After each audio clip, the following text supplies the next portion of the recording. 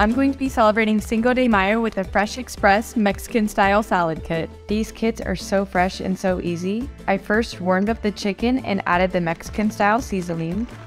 I laid down the lettuce, added the tortilla strips, sunflower seeds, cotija cheese, and once everything was all mixed up, I added the dressing on top. Today we're going to use Fresh Express chopped salad kit, Mexican style.